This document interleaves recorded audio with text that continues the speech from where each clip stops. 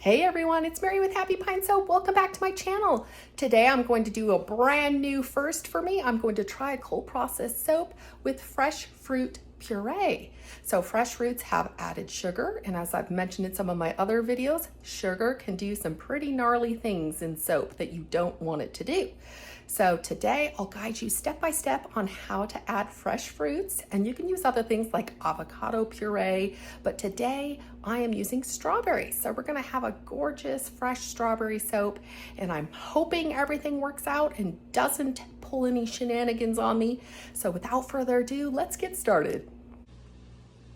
When using fruit, you want to make sure it has zero added sugar. Otherwise, again, any added sugar can heat up your soap rapidly and cause things like rapid acceleration and other problems, soap volcanoing. So you don't want that. So make sure the fruit that you do get is no added sugar and frozen. I'm using frozen, but I'm sure you could use fresh fruit as well. And as you see, I've added the strawberries with just a tiny bit of distilled water just to form a lovely fruit puree. And I used my magic bullet, but yeah, if you have any other type of little mini blender or food processor, you just want to make sure the puree is nice and liquidy and smooth. I will be using my favorite cocoa butter recipe from last week, and I resized that recipe to be 3 pounds. So today's 3-pound recipe includes the 3 ounces of the strawberry puree, which I have set aside here. I'll put that back in the fridge until I'm ready to soap. We also have what I'm going for is a light kind of pastel-y pink. By the time this hits the soap batter, hopefully it will lighten up a bit more. And that is 1 teaspoon of Pretty Kitty and 1 teaspoon of Snow White mixed together with 2 tablespoons of our sweet almond oil.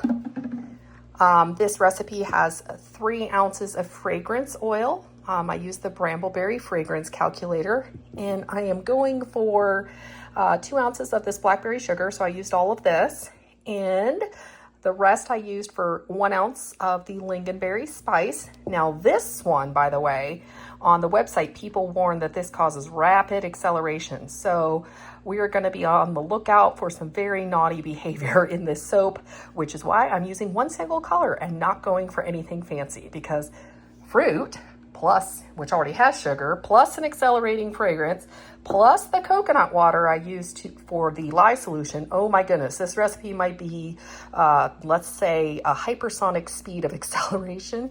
Crossing fingers it doesn't go that fast. And then last but not least, we have just a tablespoon of coffee grounds. You guys don't have to add this, but I like my soap scrubby. And I thought the coffee grounds, they're dried, by the way. It's already been put through the Keurig and dried. So these are used coffee grounds as well, by the way. You don't want coffee colored soap. So these are used, and 1 tablespoon, I think. Yeah, I think I put 1 tablespoon. So 3 teaspoons in here.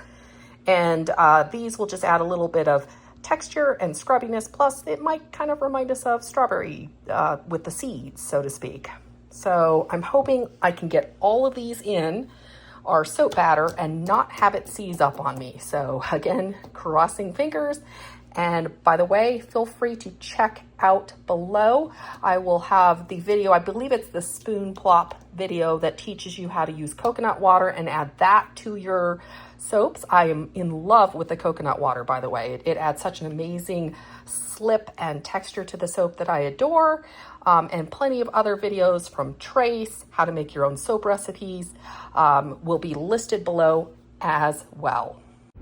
And yes, I do have my lye solution hanging out in my fridge because it's 140 degrees and I need it to cool off a lot faster. You want to soap at super low temps to prevent acceleration as much as possible. So all of these I want to cool probably our lye probably to about 70 degrees or a little bit lower.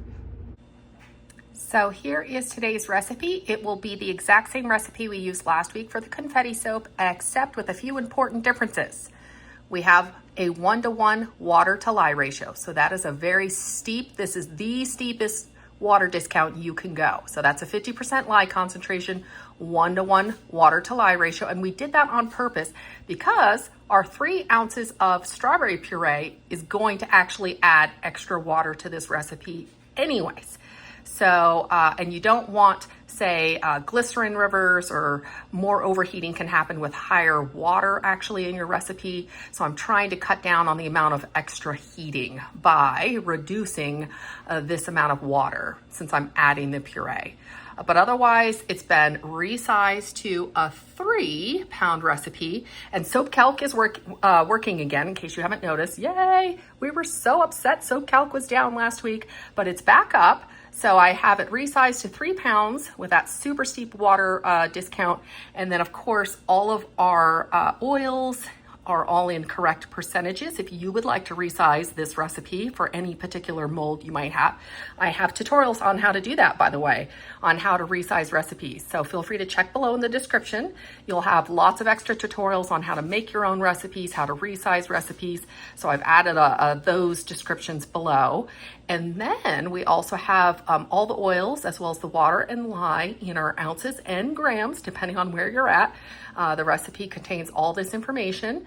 And again, the only thing I did differently is instead of distilled water, I use my coconut water. And again, I have tutorials on how to use coconut water below in the spoon plop design instead of water. But you can just use distilled water and keep your recipe simple, which is not a bad idea. So yeah, a copy of this, a still shot of this will be included at the end of the video as well. Let's start by getting our raw cocoa butter shaved down so it melts easier.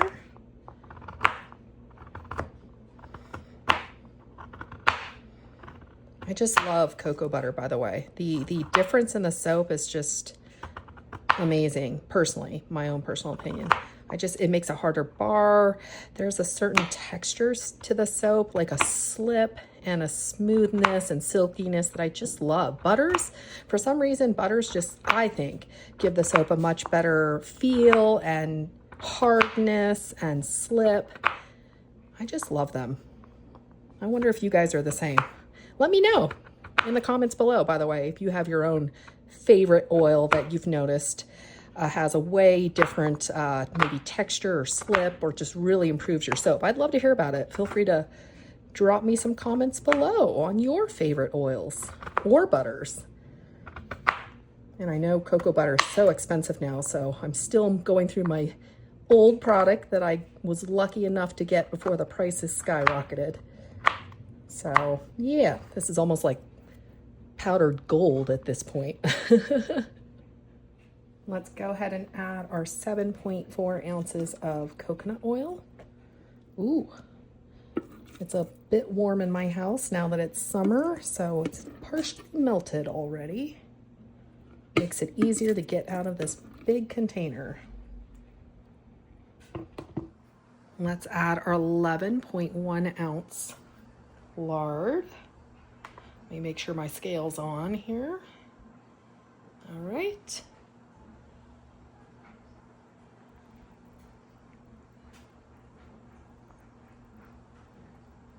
There we go.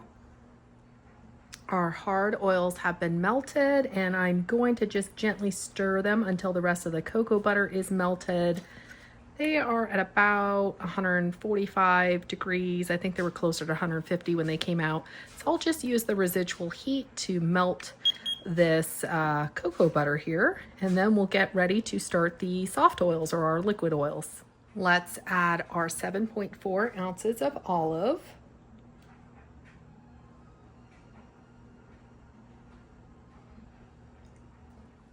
And our 4.44 ounces of avocado oil.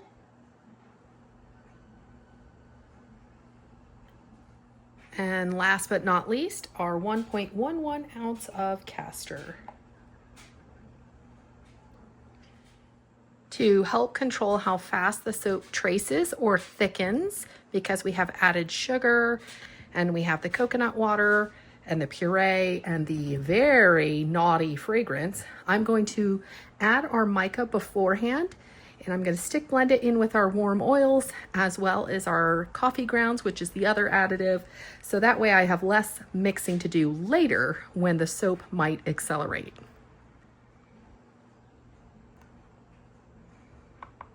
It's nice to be able to do it at this point because I don't have to worry about any over blending. There's only oils now.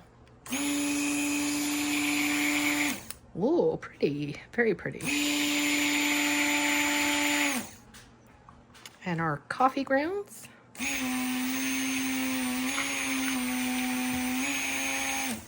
There we go. Whoops, got some air in it. There.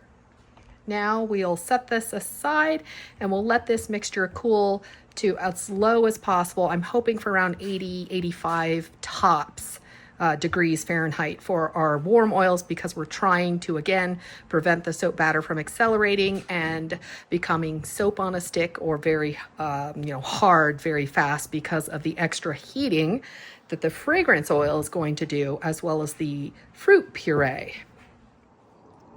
And while I wait for the lye and oils to cool down, I'm gonna go outside on my deck, have a cold beverage, and relax for about 30 minutes.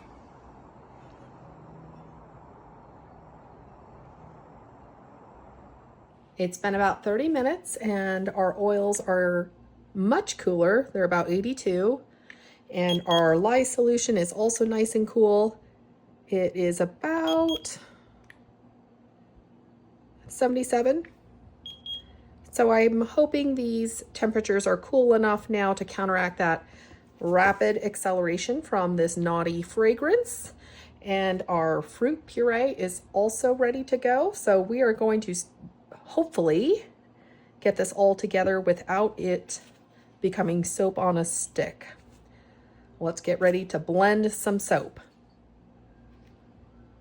All right, I'm adding the lye and I'm going to barely bring it to an emulsion because, again, I'm trying to prevent over blending and acceleration. So let's get our lye in.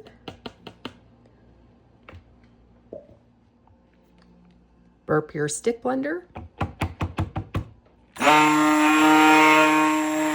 All right, let me just slowly bring this to an emulsion. I don't want to over blend.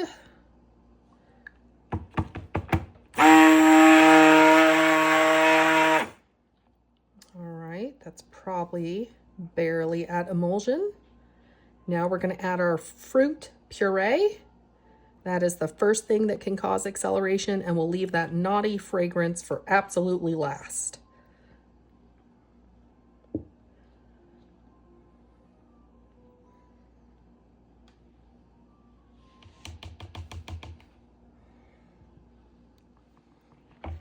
Let me try to gently stir this in first by hand, and then we'll carefully stick blend it. Make sure none is stuck on the sides.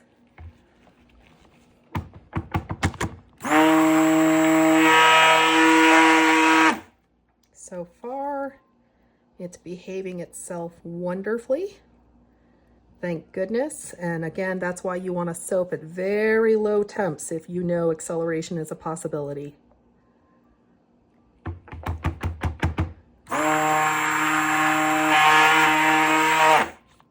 All right, that's probably pretty well incorporated. And now the very scary part, our fragrance.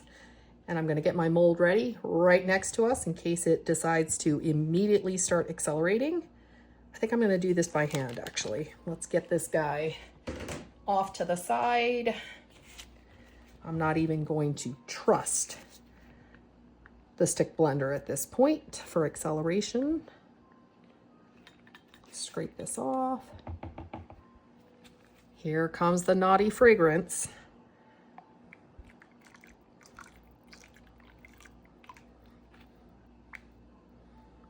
All right. Oh yeah, I can feel the change. It's starting to thicken, but it's not soap on a stick type of acceleration. Let me get the rest of it out. I think I have enough time to do that. Sometimes you don't. All right. I think we're okay. Surprise, it's actually behaving itself. Hallelujah.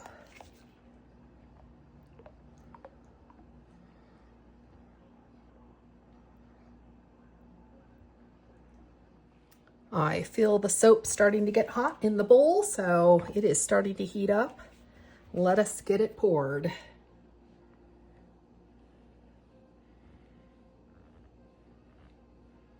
All right, we're gonna have a little bit of extra that I'm gonna put in some separate molds. There we go. Let's gently tap it down. Perfect.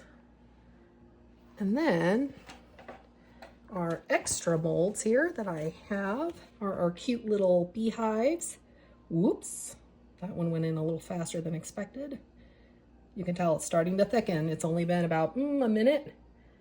So probably another minute more and this would be super thick trace. So it's a good thing I had everything prepared. Yep, now it's really thickening.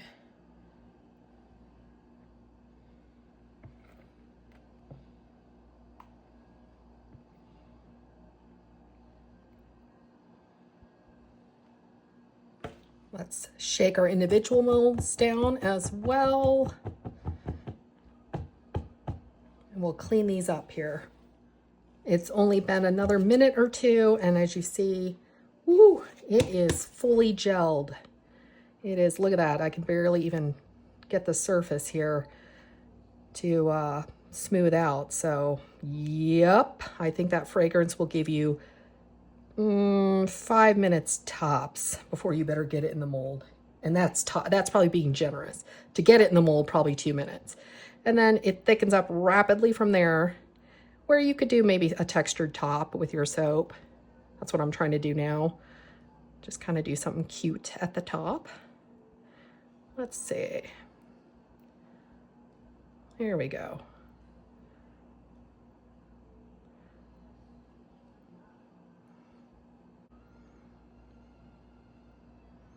My neighbor has some music on. I hope you guys can't hear it.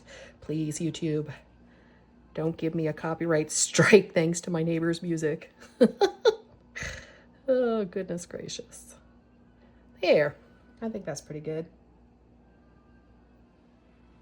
Whoops, I'm trying to get it all in there and I'm just making a mess. Oh, just a mess, mess. There we go.